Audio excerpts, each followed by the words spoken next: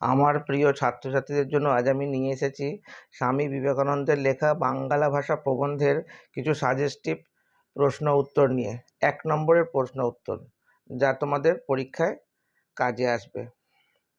এগুলো তোমরা লিখে অনুশীলন করো, আশা করি তোমাদের উপকারে আসবে। তবে বলে রাখি, চ্যানেলে নতুন হয়ে থাকলে অবশ্যই চ্যানেলটিকে সাবস্ক্রাইব করে নিও। এই ধরনের আরও অনেক ভিডিও আমার চ্যানেলে তোমরা পেয়ে যাবে। প্রথম প্রশ্ন, বাঙ্গালা ভাষা প্রবন্ধটির লেখক কে? তোমরা সবাই জানো, স্বামী বিবেকানন্দ। স্বামীজি কবে দ্বিতীয়বার বিদেশ যাত্রা করেছিলেন? 1899 খ্রিস্টাব্দের 20 জুন। স্বামীজি তাঁর বাঙ্গালা ভাষা প্রবন্ধটি কোন পত্রিকার সম্পাদককে পাঠিয়েছিলেন? না উদ্বোধন পত্রিকার সম্পাদককে। স্বামীজির লেখা পত্রপ্রবন্ধ বাঙ্গালা ভাষা তাঁর কোন গ্রন্থে সংকলিত হয়েছিল? ভাববার কথা গ্রন্থে। স্বামীজি কোথা থেকে উদ্বোধন পত্রিকার সম্পাদককে তাঁর পত্র প্রবন্ধ পাঠিয়েছিলেন? আমেরিকা থেকে। যারা লোকহিতায় এসেছেন তারা সকলেই সাধারণকে শিক্ষা দিয়েছেন কোন ভাষায়? সাধারণ লোকের ভাষায়। বিদ্বান আর সাধারণ মানুষের মধ্যে অপার সমুদ্র তৈরি হওয়ার কারণ কোন ভাষা? সংস্কৃত ভাষা। কোন ভাষাতে সমস্ত বিদ্যা বর্তমান বলে স্বামীজি মনে করেছেন? সংস্কৃত ভাষা। বুদ্ধ থেকে চৈতন্য রামকৃষ্ণ পর্যন্ত ব্যক্তিত্বরা সাধারণকে শিক্ষা দেবার জন্য কোন জাতীয় ভাষাকে অবলম্বন করেছিলেন? মান্য চলিত ভাষা। স্বামীজি কোন ভাষায় পাণ্ডিত্য জাহির করার ক্ষেত্রে বিরোধী ছিলেন? কল্পিত, কটমটে, অপ্রাকৃতিক ভাষায়। বাঙ্গালা ভাষা কোন ভাষার উত্তরাধিকার?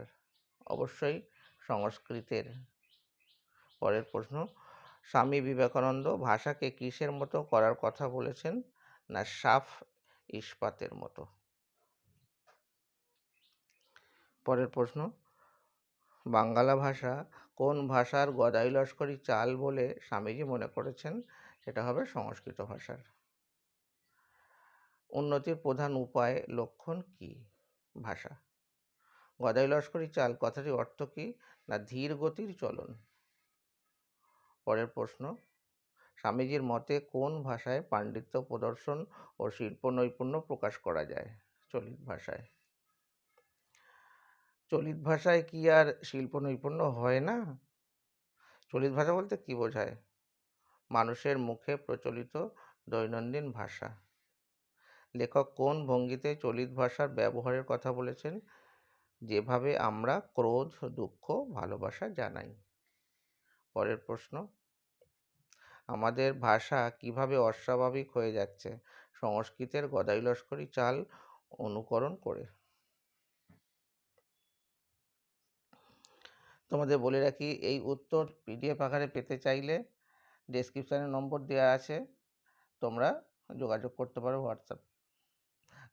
আর একটা কথা বলি যে অনলাইনে এবং অফলাইনে পড়ার ব্যবস্থা আছে, তোমরা যোগাযোগ করতে পারো হোয়াটসঅ্যাপে। পরের প্রশ্ন, বাংলাদেশের স্থানে স্থানে রকমারি ভাষা কোনটি গ্রহণ করব? কলকাতার ভাষা। কোন ভাষা প্রাকৃতিক নিয়মে বলবান হচ্ছে এবং ছড়িয়ে পড়ছে? কলকাতার ভাষা।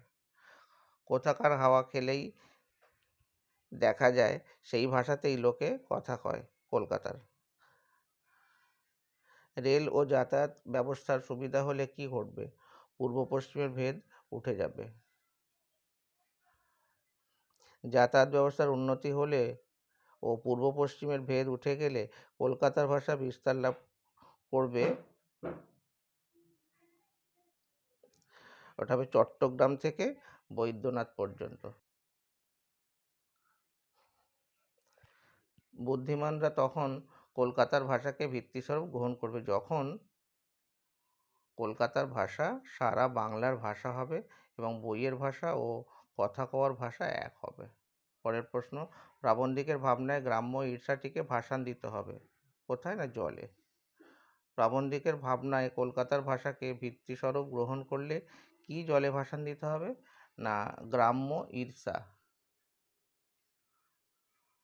সমগ্র দেশের কল্যাণার্থে যা ভুলে যেতে হবে তা হলো জেলা বা গ্রামের প্রাধান্য। ভাষা কিসের বাহক? ভাবের। ভাষার ক্ষেত্রে যা পরিলক্ষিত হয় তা হলো ভাষা প্রধান ভাষা ভাব প্রধান ভাষা পড়ে। ভাব প্রধান ভাষা পড়ে। মানুষ বেঁচে থাকলে যেমন কথা বলে তা হলো জ্যান্ত কথা। মানুষ মরে গেলে যে ভাষা বলে তা হলো মরা ভাষা। সংস্কৃত ভাষাকে স্বামী বিবেকানন্দ বলেছেন মরা ভাষা।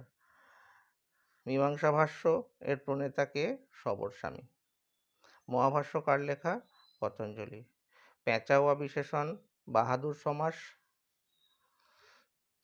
পেঁচাওয়া বিশেষণ, বাহাদুর সমাস, শ্লেষ এসব কিসের লক্ষণ? মরার লক্ষণ। দুটো চলিত ভাষায় যে ভাবরাশি আসবে তা পাওয়া যাবে না। কোথায়? না 2000 ছাঁদি বিশেষণে। পরের প্রশ্ন, তখন ওইসব চিহ্ন উদয় হলো কখন? যখন দেশটা উৎসন্ন যেতে আরম্ভ করলো। আমাদের দেশে প্রাচীনকাল থেকে সমস্ত বিদ্যা ছিল ড্যাশ ভাষায়, সংস্কৃত ভাষায়। আমাদের দেশে প্রাচীনকাল থেকে সমস্ত বিদ্যা থাকার দরুন ড্যাশ এবং ড্যাশ মধ্যে একটা অপার সমুদ্র দাঁড়িয়ে গেছে বিদ্বান ও সাধারণের মধ্যে। যারা ড্যাশ এসেছেন তারা সকলেই সাধারণ লোকের ভাষায় সাধারণকে শিক্ষা দিয়েছেন লোকহিতায়। চলিত ভাষায় কি আর ড্যাশ হয় না? শিল্প নৈপুণ্য। এই প্রশ্নগুলো তোমরা লিখে অনুশীলন করো, আশা করি তোমাদের পরীক্ষায় কাজে আসবে। লেখকের কথায় যে ভাষায় ঘরে কথা কও তাতেই তো সমস্ত ড্যাশ মনে মনে করো, ওখানটা হবে পাণ্ডিত্য গবেষণা। লেখকের মতে ড্যাশ ভাষা ছেড়ে একটা ড্যাশ ভাষা তৈরি করে কি হবে? স্বাভাবিক, আর দ্বিতীয়টা হবে অস্বাভাবিক। যে ভাষায় ঘরে কথা কও তাতেই তো সমস্ত পাণ্ডিত্য গবেষণা মনে মনে করো, তবে লেখবার বেলা ও কি ড্যাশ উপস্থিত করো, ওখানে হবে কিম্ভূত কিমাকার। যে ভাষায় নিজের মনে দর্শন বিজ্ঞান চিন্তা করো, 10 জনে বিচার করো, সে ভাষা কি ড্যাশ লেখবার ভাষা নয়? দর্শন বিজ্ঞান। ভাষাকে করতে হবে যেমন ... শূন্যস্থানে বসবে সাফ ইস্পাত। ভিডিওটা শেষ পর্যন্ত দেখার জন্য অসংখ্য ধন্যবাদ।